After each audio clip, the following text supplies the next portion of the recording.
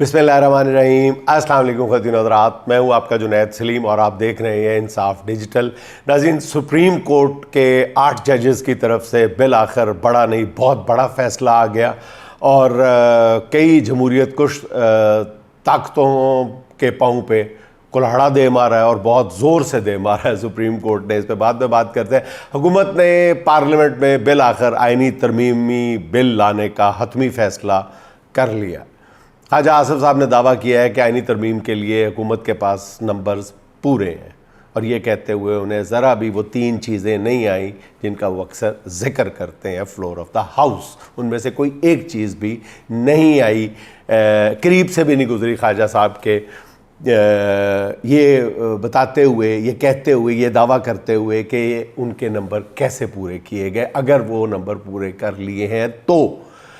تاہم مطلب آزاد ذرائع جو ہیں وہ اس کی تصدیق نہیں کر رہے کہ حکومت کے پاس یہ نمبر پورے ہو چکے ہیں سپریم کورٹ کے فیصلے کے بعد۔ اب آگے کیسے ہوتا ہے، کل صبح جب طلوع ہوگا سورج تو پھر حکومت کی پوزیشن کیا ہوگی اور اس کے ماتھے پہ کتنے بل پڑ چکے ہوں گے۔ حکومت یہ نمبر کس طرح پورے کرے گی، اس سے پہلے ایک لمبی لائن لگی ہوئی ہے اگر اور مگر کی۔ مولانا فضل الرحمان صاحب کی منت سماجت جاری ہے۔ مولانا اس وقت جو ہیں وہ صاف چھپتے بھی نہیں، سامنے آتے بھی نہیں، صورتحال سے دوچار ہے۔ میں نے کل بھی آپ کی خدمت میں عرض کیا تھا کہ ایک طرف انہوں نے ایکسٹینشن کی مخالفت کر دی ہے، دوسری طرف انہوں نے کمیٹیوں کی صورت میں کمیٹیاں بنا کے چیف جسٹس کے انتخاب والی بات جو ہے وہ کر کے انہوں نے نون لیگ کا رانجھا بھی راضی کر دی ہے۔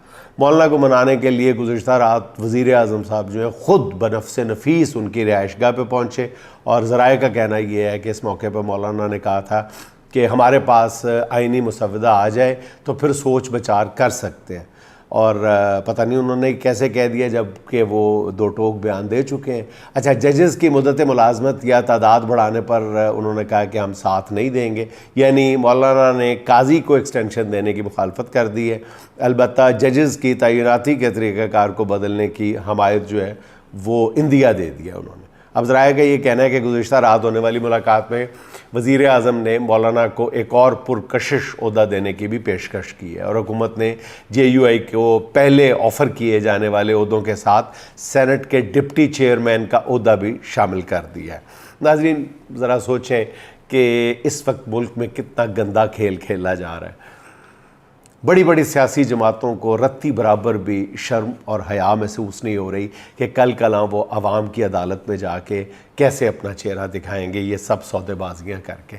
کیونکہ اس سے پہلے حکومت جو ہے وہ جے یو آئی کو کے پی کی گورنرشپ، سینٹ کی 2 نشستیں، مرکز میں 4 وزارتیں دینے کے ساتھ ساتھ بلوچستان حکومت میں بھی بڑا حصہ دینے کی پیشکش کر چکی ہے، اور دوسری طرف ذرائع کا کہنا ہے کہ آئینی ترمیم کا جو مسودہ ہے وہ بھی فائنل کر لیا گیا ہے، جس میں صرف ججز ہی نہیں تمام سرکاری ملازمین کی ریٹائرمنٹ کی عمر بڑھانے کا فیصلہ کیا گیا ہے، اور غالباً یہ بھی فیصلہ کیا گیا ہے کہ 6 سال تک جو ہے وہ نئے جو افسران ہیں وہ بھرتی نہیں کیے جائیں گے۔ عجیب و غریب سی یہ آئینی ترمیم آ رہی ہے جو ابھی تک سوچنے سمجھنے سے میں قاصر ہوں، اور اس پر سب سے خوبصورت بات شبلی فراز صاحب نے کی ہے کہ اس آئینی ترمیم کا اس سے زیادہ گندا پہلو کیا ہوگا کہ یہ عوام کے سامنے لائی ہی نہیں جا رہی، اس کو خفیہ رکھا جا رہا ہے۔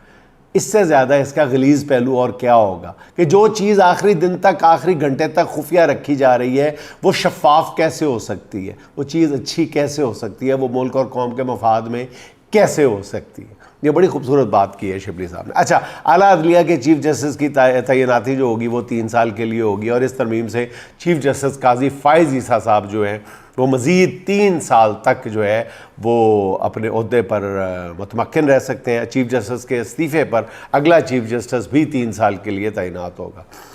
اچھا، مجوزہ آئینی ترمیم میں چیف جسٹس کی تعیناتی کے لیے سینئر موسٹ کے شق ختم کر کے 5 رکنی پینل تشکیل دیا جائے گا، جس میں سے کسی ایک جج کو چیف جسٹس بنایا جائے گا، اس بات کی، اس شق کی حمایت جو ہے وہ مولانا فضل الرحمان صاحب انڈائریکٹلی کر چکے ہیں۔ اور آئینی ترمیم میں جوڈیشل کمیشن میں پارلیمانی کمیٹی کے ارکان کو بھی شامل کیا جائے گا، جس نے ججز کے تقرر کا کلی جو اختیار ہے وہ بھی جس سے حکومت کے ہاتھ میں آ جائے گا۔ اچھا، ذرائع کا یہ کہنا ہے کہ آئینی ترمیم میں اسلام آباد ہائی کورٹ کو ختم کر کے اس کی جگہ فیڈرل کورٹ بنانے کی شک بھی شامل کی جا سکتی ہے، یعنی ایک الگ سے عدالت قائم کی جائے گی جو صرف آئینی مقدمات کی سماعت کرے گی۔ اگر یہ شک نہ ہوئی تو پھر اسلام آباد ہائی کورٹ کے ججز کی ٹرانسفر کی شک بھی شامل کی جائے گی، یعنی اس ترمیم کے بعد جو جج حکومت کو آنکھیں دکھائے گا اسے کوئٹہ، سکھر، پشاور بھیج دیا جائے گا، اور آئینی ترمیم کے ذریعے جو جال بچھایا جا رہا ہے اس سے پورا سسٹم ہل کے رہ جائے گا۔ اسی لیے مجھے نہیں لگتا کہ حکومت جو ہے وہ یہ بل جو ہے یہ آئینی ترمیم والا یہ پاس کروانے میں کامیاب ہو سکے گی۔ اچھا، 6 ججز کا خط جو ہے وہ اصل میں ہضم نہیں ہو پا رہا، اس لیے ان کی سیٹوں سے ہٹانے کے لیے اگر میں یہ کہوں کہ یہ ترمیم لائی جا رہی ہے تو غلط نہیں ہوگا۔ دوسری ترمیم میں 5 میں سے ایک جو ہے وہ چیف جسٹس بنے گا، اور جس کے بعد ہر وہ جج جو حکومت کی لائن پر ہوگا وہ لابنگ کرے گا تاکہ اسے چیف جسٹس لگایا جائے۔ اب سوال یہ پیدا ہوتا ہے کہ کیا حکومت کے پاس واقعی نمبر پورے ہیں؟ تو اس کا جواب ہے کہ مولانا کی حمایت کے بغیر ایسا ممکن دکھائی نہیں دیتا، جبکہ مولانا کی حمایت کے باوجود اس ترمیم کی منظوری کے لیے حکومت کو پی ٹی آئی کے ارکان کی ضرورت پڑے گی۔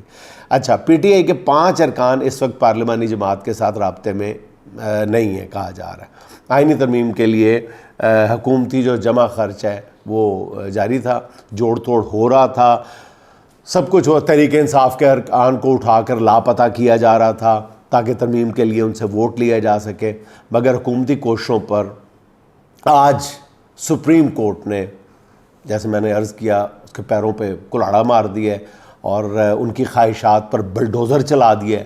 مخصوص نشستوں کے کیس کا مختصر فیصلہ دینے والے سپریم کورٹ کے ججز نے الیکشن کمیشن کے وضاحتی سوالات پر 4 صفحات پر مشتمل فیصلہ جاری کیا اور بہت ہی دو ٹوک انداز میں فیصلہ جاری کیا، کوئی رخنا، کوئی لکونہ نہیں چھوڑا، کوئی گنجائش نہیں چھوڑی الیکشن کمیشن کے لیے کہ وہ چوں چراں بھی کر سکے۔ مجھے پچھلے 4-5 برسوں کے دوران اس سے خوبصورت، اس سے اچھا اور اس سے واضح فیصلہ سپریم کورٹ کا کوئی دیکھنے یا سننے کو نہیں ملا۔ اس میں مطلب سیدھا فیصلے میں قرار دیا گیا ہے کہ تحریک انصاف کے جن 41 ارکان نے بیان حلفی جمع کروایا ہے وہ اسی تاریخ سے تحریک انصاف کے رکن ہیں۔ جسٹس منصور علی شاہ نے اپنے فیصلے میں لکھا ہے کہ الیکشن کمیشن کی وضاحت کی درخواست پر عدالتی فیصلے پر عمل درآمد کے راستے میں رکاوٹ ہے، اس لیے یہ درخواست درست نہیں ہے، اور الیکشن کمیشن نے خود بیرسٹر گور کو پارٹی چیئرمین تسلیم کیا ہے، اس لیے الیکشن کمیشن جو ہے وہ وضاحت کے نام پہ اپنی پوزیشن تبدیل نہیں کر سکتا، اور دو ٹوک انداز میں سپریم کورٹ نے کہا ہے کہ یہ صرف ڈیلیئنگ ٹیکٹکس ہے، اور ڈانٹنے والے انداز میں اپنا فیصلہ سنایا ہے۔ بندے دے پتر بنو، الیکشن کمیشن سے یہی کہا ہے۔ اگر اس کا کرکس تلاش کیا جائے کہ 2 لفظوں میں کیا کہا ہے ان فاضل ججز نے، تو میں یہی کہوں گا کہ الیکشن کمیشن سے کہا گیا ہے کہ بندے دے پتر بنو، انف از انف، بہت ہو چکا۔ انہوں نے کہا تحریک انصاف سیاسی جماعت تھی اور ہے، اور آپ یہ تسلیم کر چکے، پارٹی سرٹیفکیٹ جمع کروانے والے پی ٹی آئی کے امیدوار ہیں، پی ٹی آئی کا کوئی رکن قومی اسمبلی آزاد نہیں ہے، انہیں تحریک انصاف کا حصہ سمجھا جائے گا۔ سپریم کورٹ کے 8 ججز نے اپنے وضاحتی فیصلے میں لکھا ہے کہ اس فیصلے پر عمل نہ کرنے کی صورت میں سنگین نتائج بھگتنا ہوں گے۔ سپریم کورٹ کے اس بر وقت فیصلے کے بعد اگر کوئی پی ٹی آئی رکن فلور کراسنگ کر کے ووٹ دے گا تو نہ ہی اس کا ووٹ شمار ہوگا اور وہ اپنی نشست سے بھی فارغ ہو جائے گا، یا یوں کہہ لیجئے کہ آئینی ترمیم کا جو حکومتی خواب تھا وہ سپریم کورٹ کے ان دلیر ججز نے چکنا چور کر کے رکھ دیا۔ اس لیے جو میری گفتگو کا پہلا حصہ تھا اس کو آپ میرے آج کے ویلاگ سے حذف سمجھیں۔ تو اس آئینی ترمیم کو روکنے کے لیے تحریک انصاف نے سینٹ اور قومی اسمبلی میں اپنے ارکان کی فہرست جمع کروا دی ہے، اور جس کے ساتھ ہی پارلیمانی لیڈر کا خط ہے کہ پی ٹی آئی کے ان ارکان میں سے کوئی بھی ترمیم کے حق میں ووٹ دے تو اس ووٹ کو شمار نہ کیا جائے۔ جے یو آئی اور بی این پی مینگل کی طرف سے بھی اس خط کو قومی اسمبلی اور سینٹ میں اسی طرح کے خط جو ہے وہ جمع کرا دیے گئے۔ بعض رائے کا یہ کہنا ہے کہ آئینی ترمیم کے حوالے سے اسپیکر ایاز صادق کا کردار بہت اہمیت اختیار کر گیا۔ پارلیمنٹ سے گرفتاریوں کے معاملے پہ ایاز صاحب جو ہیں وہ اپنی جماعت سے کچھ کھچے کھچے نظر آ رہے ہیں، وہ سمجھتے ہیں کہ انہیں قربانی کا بکرا بنایا گیا ہے۔ اچھا، ایک تو نون لیگ کے اندر رفٹ ہے، نون لیگ ورسز پارلیمنٹ بھی اچھے تعلقات نہیں ہیں، نون لیگ اور پیپلز پارٹی بھی ایک دوسرے کے ساتھ کھینچا تانی میں لگے ہوئے ہیں آئینی ترامیم کے حوالے سے۔ ذرائع کا کہنا یہ ہے کہ ایاز صادق اس بات پہ اگر سنجیدگی سے غور کر رہے ہیں کہ اگر کسی جماعت کے رکن نے فلور کراسنگ کرتے ہوئے آئینی ترمیم کے حق میں ووٹ دیا تو ممکن ہے کہ اس ووٹ کو کاؤنٹ نہ کیا جائے۔ اب نون لیگ اور ان کے درمیان کیا چل رہا ہے؟ ناظرین دیکھیں، آج انہوں نے خواجہ آصف صاحب نے پی ٹی آئی کے خلاف اور طرح کی باتیں کی ہیں۔ انہوں نے کہا ہے کہ جی پی ٹی آئی جو ہے اس کی کوئی سیاسی ساکھ نہیں ہے، اور مطلب خواجہ آصف صاحب کہہ رہے ہیں کہ پی ٹی آئی کی سیاسی ساکھ نہیں ہے۔ خواجہ صاحب سیالکوٹ کے کسی بازار میں آپ نکل کے دکھا دیں، اپنے گارڈز کے بغیر، پولیس کی بھاری نفری کے بغیر سیالکوٹ میں کے بازاروں میں، کسی شاپنگ پلازا میں، کہیں کافی شاپ میں بیٹھ کے کافی پی کے دکھا دیں مجھے، میں آپ کی بات پہ دل کی گہرائیوں سے یقین کر لوں گا کہ واقعی پی ٹی آئی کی کوئی ساکھ نہیں ہے جس کا آپ ذکر کر رہے ہیں۔ دوسری طرف آپ یہ دیکھیں کہ پیپلز پارٹی کے ارکان کی جو تقاریر ہیں وہ بالکل تصویر کا دوسرا رخ دکھانے کی کوشش کر رہے ہیں۔ بلاول صاحب جو ہیں وہ بجائے یہ کہ وہ مدعے پہ بات کریں، وہ اپنا نانا اور عمر ایوب صاحب کا دادا بیچ میں گھسیٹنے کی کوشش کر رہے ہیں۔ تو نون لیگ جو ہے وہ ساری بدنامی، نون لیگ کا موقف یہ ہے کہ ہمیں آگے کر کے تو بدنامی جب بانٹنے کی باری آئی ہے تو پھر پیپلز پارٹی اندر سے نکل جاتی ہے۔ پیپلز پارٹی یہ کہتی ہے کہ سارے مزے تو آپ لوٹ رہے ہیں، اس لیے کوششیں بھی آپ کریں۔ وہ یہ پیپلز پارٹی کہتی ہے کہ یہ جو بندے توڑنے والا کام ہے یہ سب سے زیادہ تو ہمارے زرداری صاحب کر رہے ہیں، دیکھیں کن باتوں پہ فخر کیا جا رہا ہے۔ تو ایک دوسرے کے ساتھ جو ہے وہ کہہ رہے ہیں کہ قربانی ہم دے رہے ہیں، فائدہ آپ کو مل رہا ہے، دونوں ایک دوسرے کو یہی کہہ رہے ہیں۔ تو وہ آپ نے سنا ہوگا نا کہ ایک جنرل مینیجر صاحب جو ہے وہ اپنے نئی گاڑی لیتے ہیں زبردست قسم کی، تو ان کے نیچے جو مالک ہوتا ہے وہ کہتا ہے کہ سر آپ نے کیا زبردست گاڑی لی ہے، آپ کو بہت بہت مبارک ہو۔ تو جی ایم صاحب جو ہیں وہ مینیجر کے کندھے پہ ہاتھ رکھ کے کہتے ہیں کہ بس دیکھ لو محنت کا کمال ہے، تم بھی دل لگا کے محنت کرو، تم بھی ٹائم پہ دفتر آیا کرو، تم بھی پلاننگ اگر کر لو، تم بھی یہ کر لو، تم بھی وہ کر لو۔ تو مینیجر کہتا ہے جی جی، کہتا ہے ہاں تم یہ سب کچھ کر لو نا تو اگلے سال پھر میں جو اس سے بھی اچھا ماڈل گاڑی کا لے لوں گا، تیری محنت تے میرا انعام۔ تو اس وقت نون لیگ اور پیپلز پارٹی کے درمیان یہ نورا کشتی کہہ لیں یا داؤ پیچ کہہ لیں، یہ چل رہے ہیں۔ یہ دیکھ لیں آنے والے 2 یا 3 دن کے دوران یہ ایک حتمی صورت بھی اختیار کر سکتے ہیں یہ اختلافات جو ہیں۔ اس لیے اس ترمیم کے حوالے سے میں بار بار عرض کر رہا ہوں کہ اسپیکر ایاز صادق صاحب کا کردار جو ہے وہ اس تناظر میں دیکھیں تو بہت اہم ہے۔ اب دیکھیں آئین جو ہے وہ ایک طرف ہے، اسپیکر صاحب ایک طرف ہے۔ اب دیکھنا یہ ہے کہ اسپیکر صاحب جو ہے وہ آئین کے ساتھ کھڑے ہو کر اپنے وقار میں اضافہ کرتے ہیں یا پھر جماعت کے نون لیگ کے ایک کارکن کی طرح آنکھیں بند کر کے ربر سٹیمپ کے طور پہ کام کرتے چلے جائیں گے۔ مگر میرا خیال یہ ہے کہ ایاز صادق صاحب کو یہ مشکل پیش ہی نہیں آئے گی، کیونکہ سپریم کورٹ کی وضاحت کے بعد اب کوئی رکن جو ہے وہ فلور کراسنگ کر کے ووٹ دینے کی ہمت ہی نہیں کرے گا، اور شاید اب حکومت بھی ترمیمی بل پیش نہ کرے۔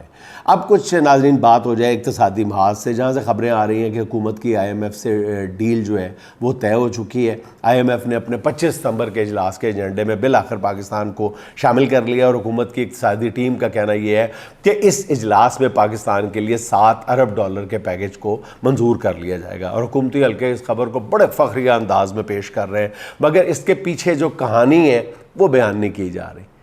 اس ڈیل کے حصول کے لیے حکومت نے کیا کچھ کیا ہے، اس کی ایک جھلک آج اقتصادی امور کے بہت نامور رپورٹر ہیں شہباز رانا صاحب، انہوں نے اپنے مضمون میں پیش کر دیا۔ انہوں نے کہا کہ حکومت نے اس ڈیل کے لیے لندن کے اسٹینڈرڈ چارٹرڈ بینک سے انتہائی مہنگی شرح سود پر قرض لیا ہے۔ پاکستان نے بینک سے $60 کروڑ کا قرض 11% شرح سود پہ لیا ہے، اور یہ قومی تاریخ کا سب سے مہنگا قرض ہے۔ قومی تاریخ کا سب سے مہنگا قرضہ ہے یہ. اس سے پہلے کبھی بھی اتنی بلند شرح سود پہ قرضہ نہیں لیا گیا تھا. پاکستان نے اسی بینک سے 2017 یا 2019 میں بھی قرض لیا تھا, جن کے لیے کبھی 4.5% سے زیادہ شرح سود جو ہے وہ طے نہیں کی گئی تھی, مگر اس بار یہ قرض جو ہے وہ 11% شرح سود پہ لیا گیا. حالت یہ ہے کہ حکومت کسی دوست ملک کی طرف سے قرضے کے حصول میں بری طرح ناکام رہی ہے. منہ کی کھانی پڑی ہے. چین, سعودی عرب, UAE نے جس طرح قرض دینے سے چٹا جواب دیا ہے. حالت یہ ہے کہ چین کے کسی کمرشل بینک نے بھی پاکستان کو قرض نہیں دیا, کیونکہ چینی حکومت نے ایسے کسی قرضے کے لیے بینک کو گارنٹی دینے سے انکار کر دیا تھا. FBR کے ذرائع یہ بتا رہے ہیں کہ صرف اگست کے مہینے میں ٹیکس کی وصولی کا جو ہدف ہے وہ 112 ارب روپیہ کم ہوا. 112 ارب روپیہ ٹارگٹ سے کم ہوا, اور خدشہ یہ ہے کہ پہلے کوارٹر کا جو ہدف ہے وہ بھی پورا نہیں ہو سکے گا. ان حالات میں IMF کے ساتھ قرض ڈیل جو ہے اس کو میچور کرنے کے لیے حکومت نے پینشن کی نئی اسکیم متعارف کروائی ہے, اور جسے ریٹائرڈ سول ملازمین اور ان کے جو اہل خانہ ہیں وہ پریشانی کا شکار ہو گئے. آبویسلی کئی حکومتی ادارے بند کر کے ان کے ملازمین سے جان چھڑائی جا رہی ہے, اور حکومت نے پاور اینڈ ورکس ڈپارٹمنٹ بند کر دیا. یوٹیلیٹی سٹورز بند کرنے کا فیصلہ بھی کر لیا گیا تھا, لیکن اس کے 40,000 ملازمین کے احتجاج کے بعد اب یہ فیصلہ وقتی طور پہ روک لیا گیا. اور ایکسپرٹس کا یہ کہنا ہے کہ ٹیکس کے اہداف حاصل نہ ہونے کی وجہ سے آئندہ ماہ کسی بھی وقت جو ہے وہ منی بجٹ آ سکتا ہے, جس میں نئے ٹیکسز کا نفاذ جو ہے وہ پکی بات ہے. ایک طرف حکومت مہنگائی ختم کرنے یا اس میں کافی حد تک کمی کے دعوے کر رہی ہے, مگر دوسری طرف شرح سود میں کمی, مہنگائی میں کمی کے دعووں کے برابر قرار دیا. وہ اچھا ناظرین, میں یہاں پر ایک آپ کو وضاحت کی, یہ جو بار بار بات کی جاتی ہے نا اکنامک انڈیکیٹرز, یہ پچھلے 5-6 دنوں میں بہت تواتر کے ساتھ اس رٹے کو دہرایا جا رہا ہے. اکنامک انڈیکیٹرز بہتر ہو گئے. نہ عوام کو یہ بتایا جا رہا ہے کون سے اکنامک انڈیکیٹرز ہوتے ہیں جس سے کسی ملک کی معیشت کے سنبھلنے کا اندیہ ملتا ہے کہ ملک کی معیشت سنبھل گئی ہے. کون سے اکنامک انڈیکیٹر ہوتا ہے؟ ایون سو مچ سو یہ جو آپ کہتے ہو کہ مہنگائی میں کمی آ گئی ہے, مہنگائی میں کمی نہیں آئی حضور والا, مہنگائی بڑھنے کی رفتار میں کمی آئی ہے. مہنگائی میں کمی نہیں آئی, مہنگائی جس تیز رفتاری کے ساتھ بڑھ رہی تھی اس تیز رفتاری میں کمی آئی ہے. مہنگائی میں کمی بہت دور کی بات ہے. شرح سود میں صرف 2% کمی کی گئی ہے جو اب 17.5% ہوئی ہے. اور ایکسپرٹس یہ کہہ رہے ہیں کہ IMF سے قرض ملنا ایک لحاظ سے اچھی خبر ہے, تو عوامی سطح پر یہ نئی مشکلات کو دعوت دینے کے مترادف ہے. اس لیے آنے والے وقت میں عوام جو ہے وہ مہنگائی کی ایک بہت بڑی لہر کا سامنا کرنے کے لیے تیار ہو جائے. اور ظاہر ہے ایسی خبروں کے بعد جو ہے میں یہی کہہ سکتا ہوں ساحر کے لفظوں میں, نیک مادام بہت جلد وہ دور آئے گا, نیک مادام بہت جلد وہ دور آئے گا جب ہمیں زیست کے ادوار پرکھنے ہوں گے. اپنی ذلت کی قسم آپ کی عظمت کی قسم, اپنی ذلت کی قسم آپ کی عظمت کی قسم, ہم کو تعظیم کے معیار پرکھنے ہوں گے. ہم نے ہر دور میں تذلیل سہی ہے, لیکن ہم نے ہر دور کے چہرے کو ضیاء بخشی ہے. ہم نے ہر دور میں محنت کے ستم جھیلے ہیں, ہم نے ہر دور کے ہاتھوں کو حنا بخشی ہے. ناظرین خوش رہیں, خوش رکھیں. آپ سے ملاقات ہوگی انشاءاللہ اگلے ولاگ میں. اللہ حافظ.